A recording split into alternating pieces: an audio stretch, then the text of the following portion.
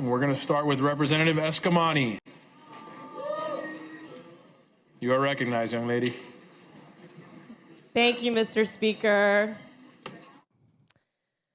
Members, 8 years ago, I walked into this chamber as the daughter of working-class immigrants raised in Orlando who relied on public schools, public health care, and public servants that I did not know, but who believed that government could be a force for good. Believe it or not, I am not someone who ever wanted to run for public office, ever. In 5th grade, I wrote an award-winning essay telling the world I want to be an engineer.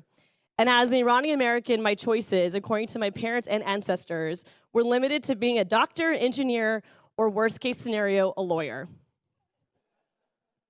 But like so many in this chamber, politics found me.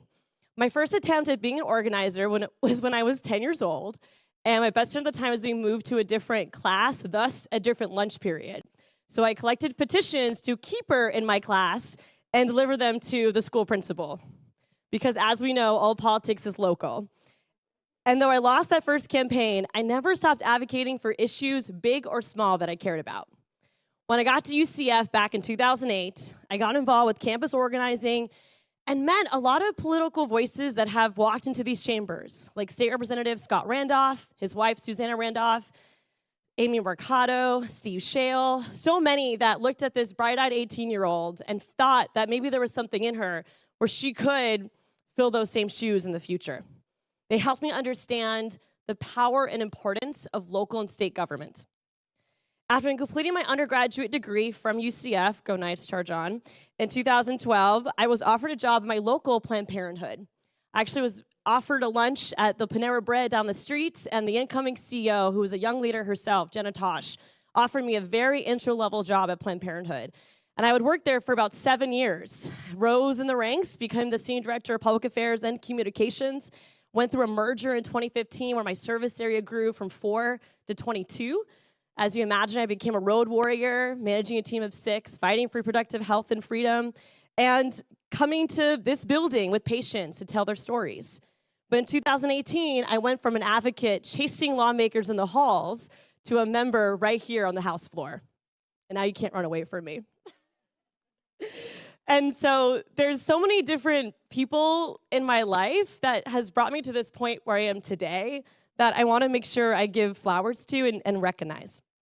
First is my family. My dad, who is one of the most selfless and patriotic people you will meet, he cares so deeply about this country as an immigrant. My big brother, Aria, and sister-in-law, Melanie, who live in Miami now. And, of course, my angel mother, Nasreen. And my twin sister, Ida, who is in the gallery today, in the East Gallery. Give everyone a wave, Ida. I do have a twin sister.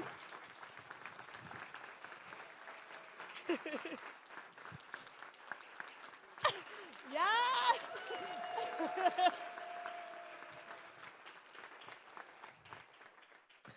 Members, everything my twin sister touches turns into a burst of color, though she always chooses to wear black every day. In 2004, our angel mother passed away after a long fight with colon cancer. My sister always reminds me that with a loss like that,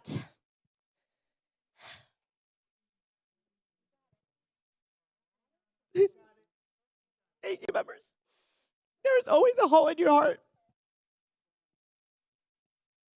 But as my sister says, if you allow that heart to get bigger, it just feels much more manageable. And so thank you, Ida, for being that tender warrior and for my partner in crime through all these years and all this work. I cannot have done any of this without you. I love you.